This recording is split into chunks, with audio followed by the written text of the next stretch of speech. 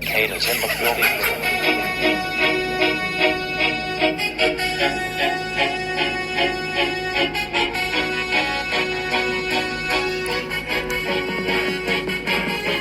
Welcome to the sports broadcast that will put you in the zone all the time. Welcome to Pac Sports Zone with me, your host, Peter Pacman Clarke. What's up, guys? We are back for another episode of Pac Sports Zone, and this time we're back to football again on a Saturday night. Even though there's basketball that's been on all day, we're going to talk a little bit of football. We're going to go over the AFC East and the NFC East, go over each team, some of their weaknesses, some of their strengths, how I think they're going to end up this year. But before we go to that, obviously we got to give just to get this out of the way, we got to give our quick COVID-19 update. Just because on Thursday, 66 was the deadline for players to opt out, and they do have a hard deadline. It's not like baseball where you saw Nick Markakis come in after he decided to opt out, or you saw Cespedes leave. You saw he decided to leave after he played a couple games. It's not like that. This is a hard deadline for football, so it's a little bit different. So at the deadline, 66 players decided to opt out. Of those 66 players, 8 players were from the Pats, 5 players were from the Browns, and also the Falcons, Chargers, Steelers, and Bucks had nobody opt out from their team. Every other team had between 1 and 3 opt-outs. So the interesting part about that is that there were no QBs. So the most important position in football, there was nobody that opted out from that position. So with that in our rearview mirror right now, let's move on to the AFC East. First team I'm going to talk about, your New York Jets. And even on the big show with Two Dudes and a Mexican, everybody pretty much makes the big joke that I'm friends with pretty much every quarterback in the AFC East. That's not completely true, but this is a make or break year for Sam Darnold. This is the year that he needs to make that step up to say, all right, he's going to be our quarterback for the future. Because if he has a bad year and the Jets are stinking in the top 5 picks next year, you can easily see them giving up on him and trying to draft, whether it's Fields, whether it's Lawrence, trying to get one of those 2 big guys if he can't make the strides that he should be making by this year. So this is the big year for him. Sam Darnold has to break out. And I think one thing that's really going to help them is I love the Denzel Mims pick. I think he's going to end up being one of those guys that ends up being the number 1 wide receiver on their team. And I think that between him and obviously they have a lot of people like Jamison Crowder. They unfortunately they don't have to deal with Inuka anymore. So they have one of those teams that, and obviously they also went out there and got Perryman from the Bucks, who finished the year very good last year. We'll see if that was just a fluke or if he's the real deal. So they have bodies there that can perform well, but I think Denzel Mims is going to be the big part of that. One of the things about their team, though, is that they still need O-line help, specifically at guard. They have George Fant at right side. They drafted back to play left side. They went out and signed the center. So they have a couple people, but they let Brian Winters go, who wasn't that great anyway. He was okay, but it leaves a hole at guard. So they definitely need a full guard to come in there. Also on defense, they need a pass rusher. They're hoping that Jabari Zuniga, the linebacker who played D-line at Florida, hopefully he'll be able to get to be the pass rusher that they've desperately needed for years. It's been so long. Every year it's the same thing as Jets need a pass rusher, Jets need a pass rusher. They've been saying that since they had Rex Ryan there, and they still haven't gotten a pass rusher. So they tried to get one from Florida a couple years ago. That didn't work out. They're going to try and get one this year again. So now they're going to try with Jabari Zuniga. And also they also need some cornerbacks. Listen, Pierre Desir is a good cornerback. He's a good, solid cornerback. But other than him, they really just have a bunch of inexperienced guys that I don't think are that great or haven't proven themselves in the NFL yet. So that's one of the big things that they're really going to need a cornerback to step up, or just plan for that for the future. It may not work out this year, but they're going to need one. One other point is I've never been really big on Steve McClendon at nose tackle. I think they need to upgrade there to get somebody with more mass, somebody to take more space up against the run game. So just in short, I think overall this team is a solid team, could end up being around the 8-win mark. I would say, if I had to go a prediction for this team, I'll probably say around 8 wins. But it has a lot of question marks. Like I said, Darnold has to make that stride. Denzel Mims has to progress a lot faster than a normal rookie wide receiver, which is hard this year because of no preseason games and the scattered training camp and everything like that. But the team, I think you can see some bright spots. I don't know if they're all going to work out, but at least you can see some talent on the team. Moving on to the Buffalo Bills. And one of my favorite quarterbacks, and I think he became one of my favorite quarterbacks because everybody loves to bash him. And I hate bashing a player before he can even take a snap on the field. And Josh Allen has proved that he can help this team win. He was a big part of them making the playoffs for the past couple of years. And one of the things about him is that he's not going to quit. He's going to keep trying. He's going to work hard in practice. He's a hard worker. And you know what? I think the Bills are the best team in this division right now. I love that they went out there and got Stephon Diggs, so they went and got him a legit wide receiver because John Brown, they have Beasley, so they have okay guys, but they never had a number one. He's a true number one wide receiver. And if you look at that playoff game that they lost to the Houston Texans last year, one of the things that stood out was how bad their wide receiving core was. There was a lot of drops. There was a lot of plays that should have been made that weren't made by their wide receiving core. And getting him to put on top of their group and having Brown now be a deep threat for number two and then having Beasley be the slot guy, I think is going to really help them overall. So other than that, talking about if Allen could keep getting better, seeing how well Diggs could get in tune with him, there's really not much holes on this team. I really do think that this team can win 10, 11 games. I think they'll win the division. And they're going to be one of the teams that people don't really respect because they're the Buffalo Bills. But I think they have a legit chance to win this division. And yes, I said win the division, not the Patriots, the actual Buffalo Bills to win the division. So it's going to be interesting to see if they actually, now that people are actually predicting them to win like me, and other people have said they think they can have a legit shot to win the division. Now with a little bit more of that pressure, are they going to be able to tune that, to use that as motivation? Hey, listen, people are actually expecting us to win now. We got to actually win. So let's see how they turn out. Miami Dolphins up next, and one of the biggest problem that I have with them is not actually the players that they have on the field, is that they're so young right now. I think they had a glorious draft on paper. It was really good. It was one of the best drafts, probably the top 3 drafts of any team. They had a lot of picks, obviously, but they got a lot of people that could come in there and start immediately. But now we got to see how they produce on the field. Biggest problem with that, they have no preseason games. They didn't have a full training camp like they normally do. This is not the perfect year to have a bunch of young players, and they have a crap load of young players all be integrated into a new offense for them, get adjusted into the league. It's very hard to do that. And this year is extra hard to do that. And they have a lot of young players, and they're talented players, but they're a team that by the end of the year, when they start clicking, you can see them be a very dangerous team, but I can see them getting off to a really slow, bad start, and it really can cost them when it comes to the amount of wins that they get by the end of the year. Out of the holes on the team, I would say if the young guys do step up and do what they're supposed to do, the only spot I really say they need something is another wide receiver. So getting another wide receiver to go with Devontae Parker and just experience for the young guys. That's pretty much the biggest thing that the Dolphins need right now. But I want to talk real quickly now about the Patriots, the team that pretty much has owned the AFC East for the past 20 years. Tom Brady and Bill Belichick have pretty much just run shop on everybody in the division. And now, for the first time, Tom Brady's not there. People are questioning them. And it's going to all come down to one person, their new quarterback, a motivated, healthy Cam Newton. Before I even talk about what this team needs and what it doesn't need, Cam Newton is going to decide whether this team is a good team or a bad team. If he gets hurt during the year, if he's not, he's going to be motivated no matter what. But if he gets hurt, if he's not healthy, this team is going to win 6 or less games.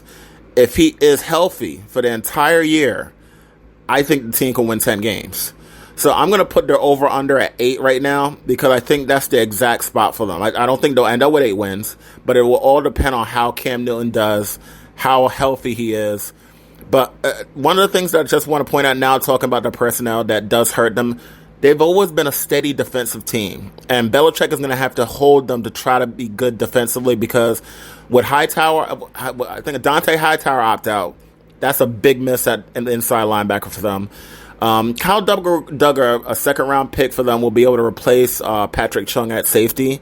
So they can fill in for him, but Hightower is probably the biggest loss that they had, and that's going to hurt them a lot because that's the middle of the defense. He was one of their team leaders, and without him, it's going to be very up and down. It could be, who knows what they're going to really be on defense because of that, because he was their team leader on defense. So with him gone, Chung, who was an experienced veteran, gone, their defense could be a little sketchy. It's all going to come down to what I said before. It's going to be Cam Newton. If Cam Newton can produce like what he was doing when he's healthy, like what he did during his MVP year 4 or 5 years ago, this team can win 10 games. If he doesn't, then we're going to have to drop it to 6 wins. So just to round up that AFC East, I think the Bills will win the division. Jets will be fighting for 8 games. I think Dolphins will start off really slow and end the year hot. And I think the Patriots will be either a 6-win team with a unhealthy Cam or a 10-win team with Cam. So let's move on to the NFC East now. And I have to catch myself before I even say it. The first team I want to talk about is the Washington football team, as they have changed their name. I don't even want to say their own name because it's done now. It's over. So you're going to have to get used to saying it, the Washington football team. And the thing that stands out about them is how bare they are on offense. They have questions at almost every position on offense. And obviously, they have Terry McLaughlin. He's good. He's proven that he's a good wide receiver with how he played last year as a rookie, and he's ready to go off again. But other than him, you can't even tell who their number 2 wide receiver is going to be. In my opinion, in terms of talent, I think it's Antonio Golden Gandy, the rookie they drafted this year in the 4th round. I'm a really big fan of him. I had him as a top 5 to 7 wide receiver in the draft, and I think he's going to show what he can do in camp from Liberty, and he's going to show what he did in camp and ends up being a starter for them.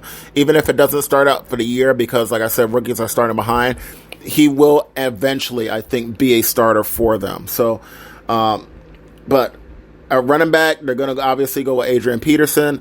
I don't know how long they're going to go with this pound the ball. I mean, they aren't the Tennessee Titans where you got Derrick Henry running the ball in front of a rushing line.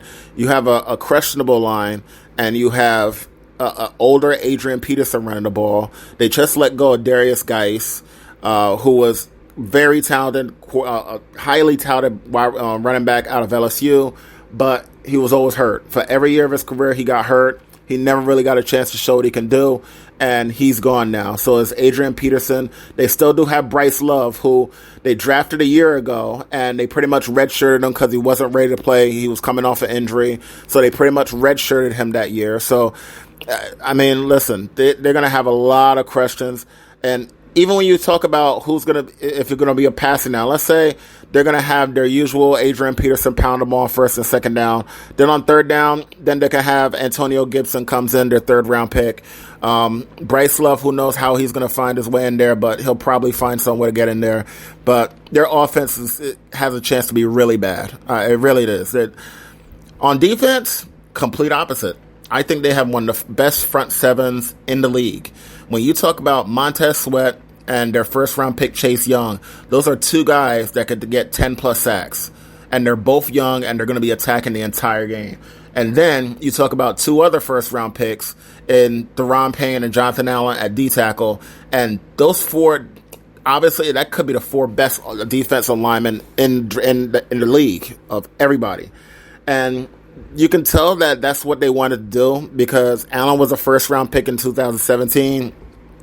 Payne was a 1st round pick in 18. Sweat was a 1st round pick in 19. And then this past year, with the 2nd pick overall, they took Chase Young out of Ohio State. So they've been planning this for years to have a monstrous D-line. And even at linebacker right now, they have Ryan Kerrigan, who's another stud player. That if somebody on that D-line got hurt, he can just quickly move up to the D-line. He's going to be playing linebacker, but he's another 10-sack guy. It's ridiculous the amount of talent that they have on defense. Throwing that they have Thomas Davis there. Cole Holcomb had a solid year last year. At safety, you got two good players in Landon Collins and Sean Davis from Pittsburgh. You have a good cornerback in Kendall Fuller. You got a young, solid cornerback in Fabian Moreau. And then they do need another cornerback. They need a nickel cornerback. And even when Kendall Fuller can play nickel most of the time, then they still need somebody else to play on the outside. So they do need another cornerback, but nothing helps out a secondary more than a good front seven. And they have one of the best front sevens. So how they're going to try to win games this year? Pound the ball, pound the ball, pound the ball, and hope they can win a low-scoring game. And when you try to play like that, you're either going to have a very surprising year or a really, really bad year. And I just lean towards it being a really bad year. Moving on to the New York Giants. The New York Football Giants, on offense, listen, they're actually pretty set in my opinion. I mean, there are obviously questions because they're going to have two rookie tackles with Matt Pearl as well as Andrew Thomas. So there's going to be questions there. But in terms of what you would look for the future, they have everything. They have two good guards. They have those two that they took it both in the first 3 rounds, one the first round and one the third round of tackle. They have Pulley to be at center. So Pulley's the only question on the offensive line. They like him a lot. I'm not completely sold on him yet, but they do like him. So with that said, their line is pretty set. They already, obviously, they have Tate, who is a consistent, experienced wide receiver. You got Sterling Shepard, who is always hurt, it seems like it, but when he's healthy, he's very productive. So that's the biggest thing with him, is if he could just stay healthy. And then you had the rookie Darius Slayton, who had a breakout year last year. Nobody talked about him, and he came out and did that as a rookie. He was a 5th-round pick that just was a stud. And now with those 3 wide receivers in the mix, and you count Evan Ingram at tight end, if he can stay healthy. He really wasn't injury-prone, but last year it seemed like it. So you count him at tight end. I mean, you have so many weapons on that team for their quarterback, Daniel Jones. And then after all these weapons on offense, you haven't even talked about their best weapon in Saquon Barkley in the backfield. So they're completely set on offense, in my opinion. This team will be able to score points. On defense, that's another story. This team is pretty much the opposite of Redskins, except they're not as bad on defense as the Redskins will be on offense. Because they do have big men on the line. They can be run stuffers. Leonard Williams, if he can get back to what he was, which was a pass rusher, then they'll be much better. They do have Marcus Golden there as a pass rusher. They do have Kyler Fackrell as a pass rusher, and I like both of them. I've liked Lorenzo Carter, but he just hasn't stepped up the way I expected him to step it up recently. They went out and got Blake Martinez from Green Bay, but I do think they need a big leader at middle linebacker, and they don't have that right now. The other linebacker right now is David Mayo. They need a big-time linebacker to be the leader of that team. And then when you talk about the secondary, they're very fractured right now. Their first-round pick from last year, DeAndre Baker, a lot of problems off the field. He will not be seeing the field for a very long time. Let's just put it that way. With 4 counts of charges, of a lot of different things that he's done with the police. So he will not be there. But they did went out and sign James Bradbury from Carolina, so he will be their number 1 cornerback. If I were them, I would actually move Julian Love, who played safety last year, but he was drafted as a cornerback out of Notre Dame. I would move him back to cornerback and then have Jabril Peppers and Xavier McKinney run the safety spots. Now, even if you do that, you still need another cornerback. That tells you how shallow they are at the cornerback position. So even if you did move Love to cornerback, you still got to get another cornerback anyway. If I were them, there's a 1 cornerback out there that is above everybody else, and I talked about him on the opening show, Logan Ryan. Logan Ryan would fit perfectly with this team. If they go out there and sign Logan Ryan, so then you got Logan Ryan and James Bradbury at cornerback. Love could guard the slot. Then you got McKinney and also Peppers at safety. Now you're talking about a good secondary. They're young, but you're talking about a good secondary then. And plus, Logan Ryan, as I said before, he's a good teammate. He's a good leader. He can help out those young guys. So that would be the biggest thing that you can do right now. I say go out there, find a way to sign Logan Ryan. That'll fix your secondary. Hope you get as much pass rush as possible. And you're going to just have to deal without the extra linebacker right now, because I think you're still 1 linebacker short, but there's nobody available to really get right now. Moving on, Philadelphia Eagles. I've already talked on the first show about how I hated that they took Jalen Hurts in the second round of the draft. I think they should have taken another wide receiver, and the reason why is because you have Alshon Jeffrey, who is on the PUP list right now. Even if he can get off where he can start the season, he's not the same person right now. He's been through a lot of injuries over the past couple years. You got Deshaun Jackson, who was possibly close to being cut after he made his comments, his anti-Semitic comments earlier in the year. So they're very sketchy because we saw what happened when they didn't have Deshaun Jackson and when Alshon Jeffrey was hurt last year. We saw they had complete garbage at wide receiver. So even though they took a first-round pick and took Jalen Reagor, they still need, in my opinion, they need to take one in the second round also, just to shore up that people at wide receiver. Because if somebody gets hurt, if Deshaun gets hurt, if Alshon gets hurt, now you're forcing Jalen Reagor into a starting spot, and you still don't have anything to be a slot guy at the third wide receiver. So, in my opinion, if I'm the Eagles right there, you have to take a wide receiver. They didn't. All right, that's fine. If you go to their defense, I think their defense is pretty good. Secondary is good if they're healthy. That's the biggest thing with their defense. They just need that to be healthy. On the line, they're solid on their line. They have good people on the line. They're guys that have produced in the past. So when you talk about Graham, when you talk about Derek Barnett, when you talk about Fletcher Cox, those guys are proven studs on the line. Don't really have to worry about them. And when you talk about their secondary, like I said, they went out in there and got Darius Slay, who's a top cornerback. And you already had a couple people there as your cornerback, the cornerback, Roby Coleman. Roby Coleman at cornerback, he's a solid one. He used to be on the Cleveland Browns as he's a solid nickel cornerback. He's not good on the outside, but he's solid in the nickel. But you still need another guy to play on the outside. Right now, you're going to be playing probably Avonte Maddox. Hopefully Sidney Jones is healthy enough where he can take the outside because he's the most talented guy, but he's been hurt a lot, and so we got to see if he actually can produce. They drafted Rasul Douglas a couple years ago. We got to see if he can stay healthy and everything. They have a lot of talent, but it just depends on if they stay healthy or not. If I were them, even though they did draft a linebacker in the third round, I think they still need another one. That's probably their biggest weakness on defense is just getting another linebacker. So they don't have too many holes. They're a very good team. I expect them to be over 500. They're going to contend for the NFC East championship. So, I mean, listen, Eagles have been good for a while. They're going to find a way to be there. And it's all about health with their team, whether their wide receiving core and whether their secondary can stay healthy. Now to the final team, the Dallas Cowboys. It's funny talking about the Cowboys because every time you want to say something good about the Cowboys, they end up just doing something stupid or they won't produce the way you expect them to. So this may look stupid, but I'm going to try it again. I think the Dallas Cowboys are the best overall team in the division, and by looking at their team position by position, they don't really have any holes on offense or defense.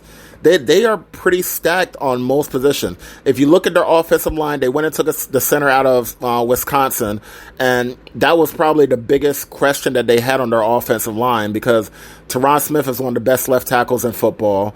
And then on the right side, you got La'el Collins, who's one of the best right tackles in football. Zach Martin is one of the best guards in football. Connor Williams at left guard is still trying to work out, but he's above average. He's solid. And like I said, they drafted the center from Wisconsin because Frederick doesn't look like he's going to be back. He had the health scare a year ago, and he sat out the whole year. Now it looks like he's not going to be playing again. So between Joe Looney, who's playing there right now, and I'm trying to remember the center from Wisconsin, Biadez, I think it was. He's the center from Wisconsin that's going to be backing up Looney, or he may win the starting job from him. So when you look over on their line, they don't really have any problems. And then when you talk about the weapons, it's just ridiculous. I already talked about how good the Giants' weapons are, and they're actually better because you got somebody who got 1,100 yards last year in Amari Cooper. You got somebody that had 1,100 yards last year in Michael Gallup. And then you have somebody that you drafted in the first round that you stole because there's no way he should have fell out of the top 10. So you pretty much stole CeeDee Lamb, the guy who I consider the best wide receiver in the draft. So you have 3 guys who can legitimately fight for 3,000 yards if you didn't rush it as much as you did because you have Zeke Elliott, a top 5 back. So you combine all those different factors, and it doesn't even worry that you have Blake Jarwin at tight end. And to be honest, Blake Jarwin is probably better at this point than Jason Witten anyway. And their backup tight end, Dalton Schultz, is somebody that I had ranked very high when he was coming out in 2018. He's a good pass-catching tight end, so he may even find his way on the field also. They're just stacked at every position on offense. And then when you go to defense, they run their usual 4-man line. Tyrone Crawford is on the PUP right now, but he's expected to be taken off by the time the year starts, and he's a good pass rusher. DeMarcus Lawrence is one of the best pass rushers in the league.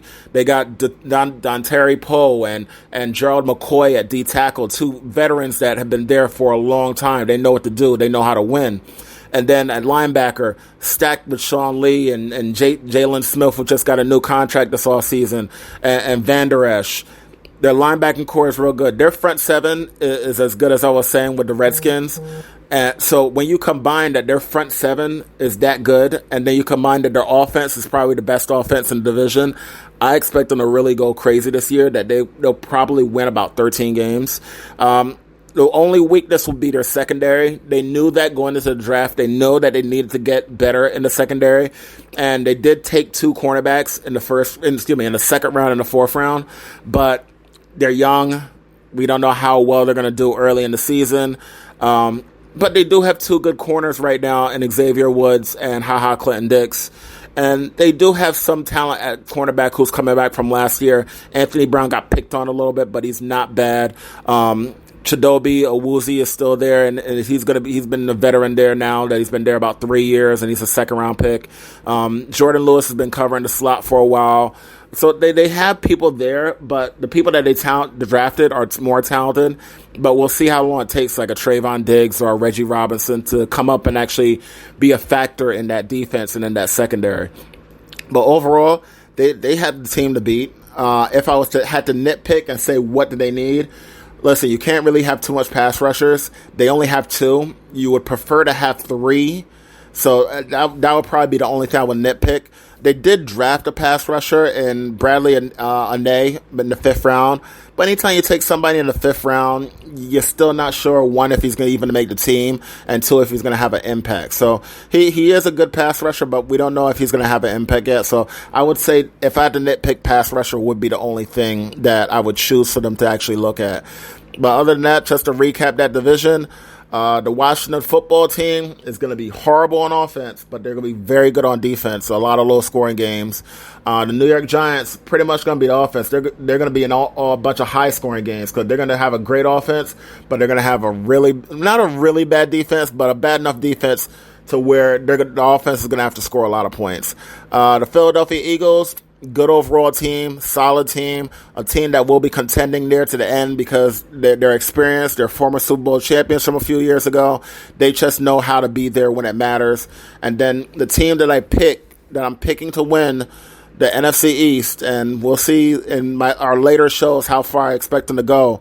But I'm going to have to go with the Dallas Cowboys to be that team that comes out of the NFC East on top.